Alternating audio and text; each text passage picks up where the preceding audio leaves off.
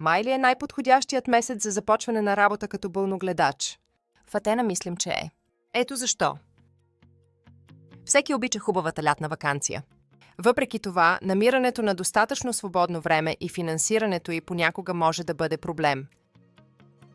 Започването на ротация през май означава, че ще почивате през август, което е чудесно време за лятна ваканция. И със сигурност няма да имате проблем да я платите. За разлика от други професии, болногледачите на практика нямат разходи, защото настаняването и храната им са покрити. Това означава, че можете да спестите почти цялата си заплата.